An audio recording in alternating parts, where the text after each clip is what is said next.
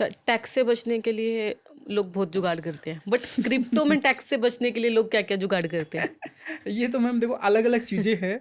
Crypto में tax बचना है, अगर किसी को देखो, किसी को बोलना है कि मेरे को टैक्स ही नहीं देना है, तो हाँ। आप दुबई चले जाओ, आराम से वहाँ पे काम करो, कितना भी आप पैसे कमाओ, चाहे क्रिप्टो से कमाओ या किसी और चीज़ से कमाओ, कोई टैक्स नहीं है। बट हाँ हाँ ये मेरा क्वेश्चन था अभी कि बहुत लोग दुबई जाते हैं जो हाँ, या तो क्रिप्टो में करते हैं अपना डीलिंग।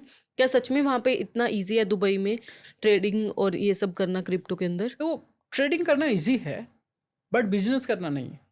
क्योंकि अगर आपको क्रिप्टो में बिजनेस करना है, राइट, सो हाँ। आपको वहाँ पे बहुत सारे लाइसेंस हैं जिसको अप्रूवल लेना पड़ेगा, ओके। और उसके लिए आपके पास मिलियंस डॉलर होने चाहिए, तभी जाके ओके। वहाँ पे अप्रूवल मिलता है, वो लाइसेंस जिसको हम वारा बोलते हैं। तो ओके। वो एक बिजनेस पर्पज से तो थोड़ा सा कॉम्प्लिकेटेड है, अच्छे पैसे वाले ही लोग जाएं।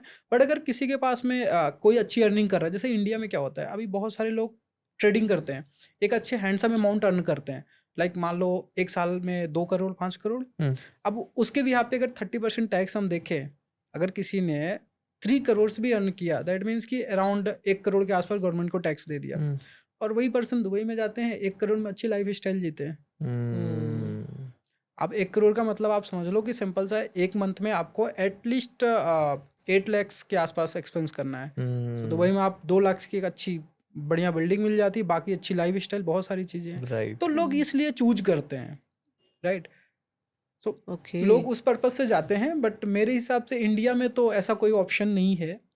तो एक ही वे है कि दुबई चले जाओ, और किसी वे में टैक्स नहीं बचा सकते क्रिप्टो में? इंडिया में तो टैक्स में मेरे हिसाब से नहीं है कि नहीं। मतलब बचेगा नहीं, क्योंकि आपको टैक्स तो देना पड़ेगा, एटलीस्ट आप जो भी ट्रेड कर रहे हो गवर्नमेंट के पास रिकॉर्ड है, तो वो तो आपको पे करना पड़ेगा। अलग बात है कि लोग बहुत सारे अलग रूट ट्राई करते हैं, बट मेरे हिसाब से टैक्स पे करना बेटर है।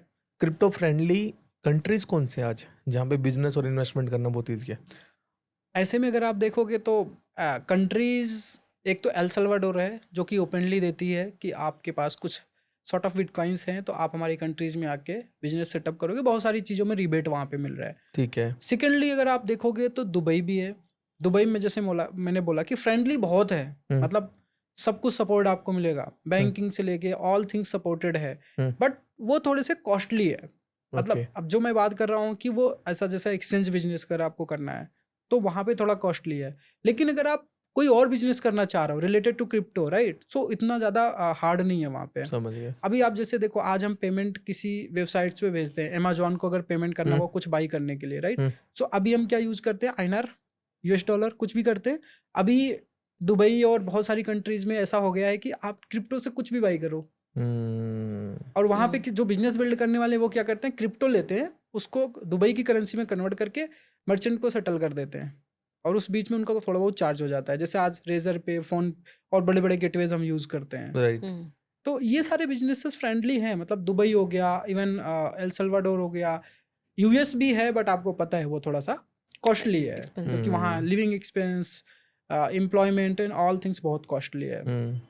और भी एक दो कंट्रीज हैं जो कि आई थिंक मैं अभी स्किप कर रहा हूँ। भूटान आप एक हाँ, स्टार्टिंग में कह भूटान रहे थे। है, बट भूटान में आई थिंक आप बिजनेस बहुत ज़्यादा मतलब नहीं कर सकते। नहीं बना पाएंगे, क्योंकि बिजनेस बनाने के लिए थोड़ा सा मतलब कंट्री भी उस समझ लेवल गया। की चाहिए होती है। हाँ, और मोटी मोटी वैसे 3 अगर ये कंट्री की बात करें, एल सल्वाडोर, हाँ, US in plus Dubai. Singapore Singapore also. Rules regulations proper हैं, ओके। और इवन जितनी भी मोस्ट ऑफ कंपनीज रजिस्टर्ड हैं, चाहे वो क्रिप्टो में कोई भी कंपनीज है, सबकी एंटिटी, सबकी सब्सिडियरी सिंगापुर में है, क्योंकि सिंगापुर बहुत फ्रेंडली है। इवन आप देखो इंडिया में तो बहुत सारा, मतलब आप कोर्ट के प्रोसेस में जाओगे तो कितने दिन लग जाते हैं, वहाँ तो बहुत सारी चीज़ें मतलब फास्ट हैं, ओवरऑल बहुत चीज़ें अच्छी चल रही हैं वहाँ पे।